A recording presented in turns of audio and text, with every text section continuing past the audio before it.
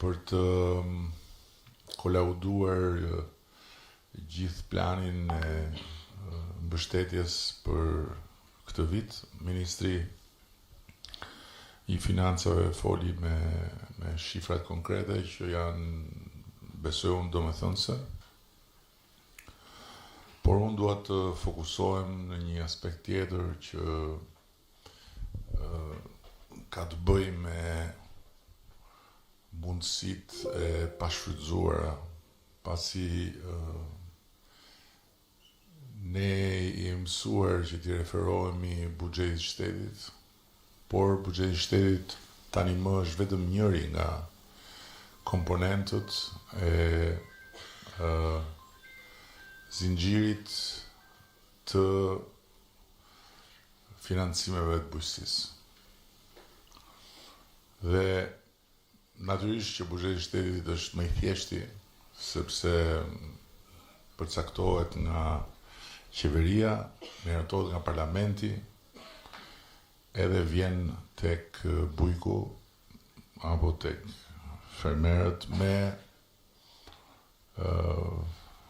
një kanal të drejt për drejt që është aplikimi përkatës.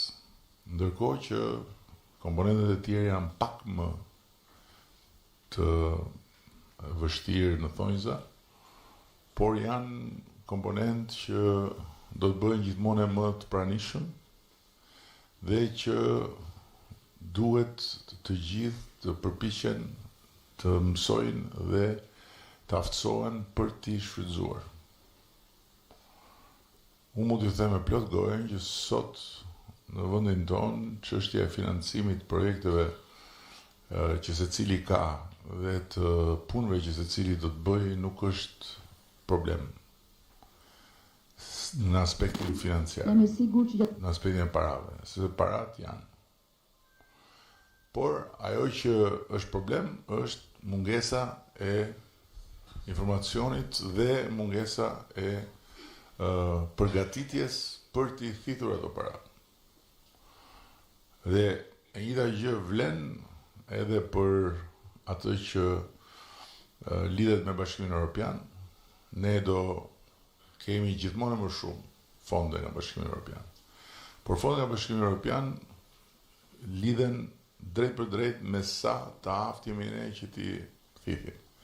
Sa të aftë dhe të përgatitur janë sektorët që t'i thithin. Sa i aftë dhe i përgatitur është një sipërmarrës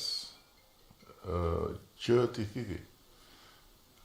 Dhe për këtë duhen disa gjëra jo shumë të ngatruara, por disa gjëra që nuk mund shmangen, që lidhen me një dosje e cila duhet të ketë brenda një projekt dhe argumentat që ky projekt vlen dhe ky projekt duhet financuar.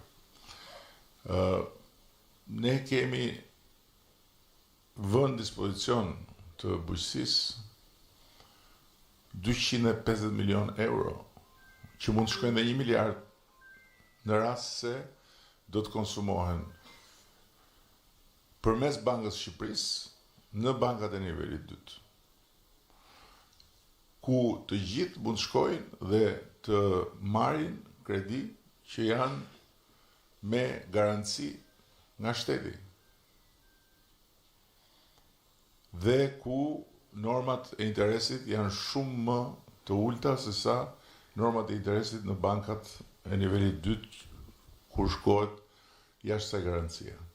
Sa është shfrytzuar ju garanci? Shumë pak. Pse? Se ju s'keni nevojë? Jo.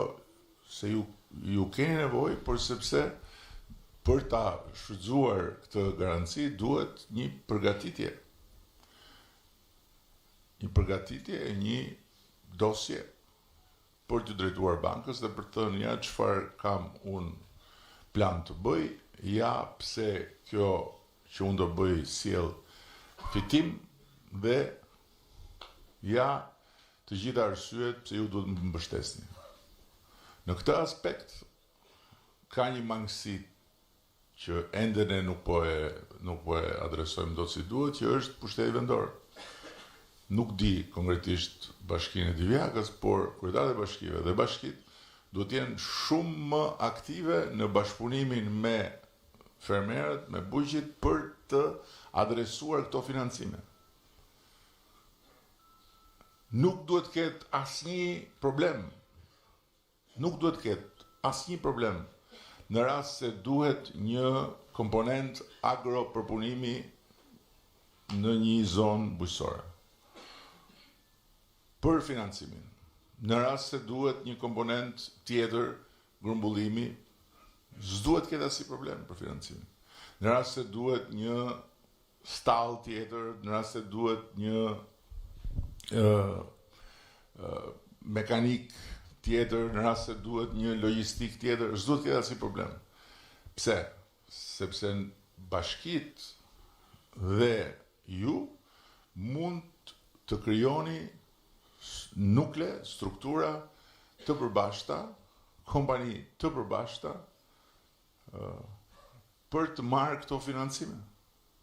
Janë aty financimet. Presim. Është shumë e thjeshtë të flasësh nga vendi e thuash prit njerëz se duhet na mbroni. Çfarë do të thonë kjo? Çfarë do të thonë? Unë besoj që shteti ka detyrë të qëndrojë pranë fshatit dhe këtij sektori dhe fermerëve dhe bujqëve më shumë se tjerëve, për të njëjtën arsye që shteti qëndron pranë edhe në të gjitha vendet e tjera, sepse është një sektor që ka atë brishësinë e vet. Dhe është një sektor që për të funksionuar si duhet të mbështetet. Patjetër nuk diskutohet, nuk e mohon njeri, nuk e diskuton njeri. Por nga ana tjetër, për të rritur dhe për të forcuar dhe për të bërë më të mëdhenj, ju duhet mendoni si të mëdhenj.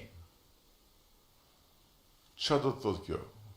Do të thotë që këtu ka shembuj se nuk kemi më 10 vjet përpara që flistim edhe duke sikur flistim në erë. Sot këtu në këtë territor ka shembuj konkret suksesi. Ka ndërmarrje bujqësore të suksesshme që mjafton ti shohësh se si funksionojnë për të kuptuar se çfarë do të bërë. Nuk funksionon qëndrimi vetëm. Nuk funksionon. Po ti jesh vetëm dhe të qëndrosh atje me atë ngastrën tënde dhe të luftosh atje me veten, mund shkosh deri në pikën që të mbjetosh, po nuk shkon dot në pikën që të krijosh fitim dhe të rritesh. Po të bashkohesh me tjetrin në krah, me tjetrin atje, atëherë ndryshon puna. Dhe këtu nuk flasim fare për bashkimin si dikur, flasim për bashkimin në interes, që do thot prodhimi se cili e bën vet. Por ama ka një koordinim me tjerët se çfarë do prodhojmë, si do prodhojmë, në mënyrë që kur shesim të jemi bashkë dhe të kemi volum të madh, dhe të bëjmë sukses. Dhe atë volum e madh të mund ta grumbullojmë, ta konservojmë për kohën kur duhet ta nxjerrim në treg, ta përpunojmë, mos çojmë më vetëm gjithë këto produkte të freskëta, ti marrim siç janë nga fusha, ti çojmë në Europë, por një pjesë të tyre ta përpunojmë këtu, të prodhojmë, të nxjerrim në produkte këtu, të krijojmë vlerë të shtuar këtu. Për tregun vendas, edhe për tregun e huaj. Siç ndodh me vajin e ullirit, duhet ndodhi edhe me të tjerat. Dhe këtu natyrisht që duhen financime dhe financimet janë. Nuk kemi arritur në pikë që themi o se u ndërtuan shumë pika agropërpunimi, po mbi prodhohet salcë, domatesh shqiptare dhe s'kemi më mundësi që të financojmë fabrikat tjera. Nuk e kemi arritur të pikë. Kemi një numër qesharak fabrikash që përpunojnë prodhimet tona bujqësore. Kjo është e papranueshme. Dhe në rast se ata që kanë ambicie për të rritur ekonomikisht më shumë duan të rriten me shpejtësi, duhet të agropërpunojnë. Shumë e thjeshtë. Jo thjesht të prodhojnë atje dhe të jenë në mëshirën rashiu, s'rashiu, erdhi breshri, s'erdhi breshri, erdhi uji, s'erdhi uji. Historia e planetit ka ndryshuar. Po shikoja dje çfarë ka bërë uji në jugun e Italisë, ishte të mërshme. Rënë rrugët, qarë kodrat dhe një qytet i tërë atje tani janë mbledhur dhe s'di çfarë i bëjnë se po bie. Kjo është historia e ndryshimeve klimatike etj. Dhe ne nuk bëjmë përjashtim nga kjo. Pavarësisht se ne jemi tipa të çuditshëm, kur e shohim përmbytjen në Itali, e shohim në Greqi, e shohim në Malzi, e shohim në Maqedoni, kudo na duket diçka që e sjell natyra. Kur e shohim këtu na duket diçka që e sjell qeveria. Por nga ana tjetër, nuk ja dalim dot me sukses edhe hapjes me Bashkimin Evropian. Hapja me Bashkimin Evropian kërkon që sot fillojnë përgatitjet për të kuptuar se çfarë ndodh nesër. Dhe ajo që ndodh nesër është kjo. Në rast se nuk plotësohen kriteret e sigurisë ushqimore të Bashkimit Evropian, ndalon shitja këtu. Pra nuk shetet as këtu. Jo më të shkosh atje. Sepse je pjesë e tregut Bashkimit Evropian. Natyrisht që kjo vjen mbas një periudhe 15 vjeçare, sepse në rast se ne do na duan edhe 5 vjet që përfundimisht jemi brenda në Bashkimin Evropian, në rast se çdo gjë shkon mirë, në 2030-ën, në 2040-ën fillon kjo, po 15 vjet kalojnë shumë shpejt, më pyesni mua. Edhe Dimon. Sa shpejt kalojnë 15 vjet? Ja këtu jemi. Kështu që mua më vjen mirë dhe nuk e diskutoj fare që edhe nga këto dëgjesa, çfarë kemi ne në dorë, si qeveri, në pikpamje të buxhetit, të mbështetjes, etj, edhe për sa i përket infrastrukturës që ka të bëjë me ujitjen, që ka të bëjë me kullimin, sidomos që ka të bëjë me mbrojtjen,